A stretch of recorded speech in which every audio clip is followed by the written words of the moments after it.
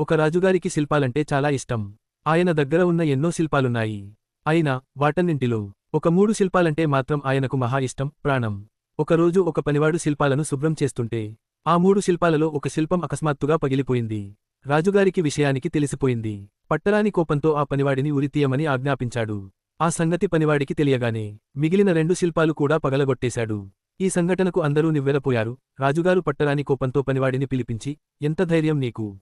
మిగిలిన ఆ 2 శిల్పాలను కూడా ఎందుకు పగలగొట్టావు? అని అడిగాడు. దానికి సేవకుడు ఇలా సమాధానం చెప్పాడు. మహారాజా, ఈ శిల్పాలు మట్టితో చేసినవి, పెలుసుగా ఉంటాయి.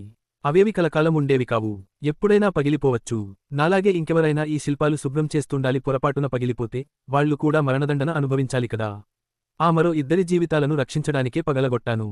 నాకు ఎలాగూ మరణదండన పడింది అని చెప్పగానే రాజుకు కనువిప్పు కలిగింది. తన తప్పు తెలుసుకుని సేవకుడిని శిక్షించకుండా వదిలేశాడు. ఈ సంఘటనతో సేవకుడు రాజుగారికి జీవితం విలువ ఏంటో తెలియజేశాడు. సేవకుడికి మరణదండన విధించడం న్యాయవిరుద్ధం. న్యాయం చెప్పేవాళ్లు ఎప్పుడూ తప్పుకు తగ్గ శిక్ష విధించాలి. కాని వ్యక్తిగత ఉద్వేగాలకు లోనై మరణశిక్షల వంటి కఠినమైన శిక్షలు వేయకూడదు. ఇక్కడ రాజు కంటే సేవకుడే అన్ని విధాలుగా ఉత్తముడు.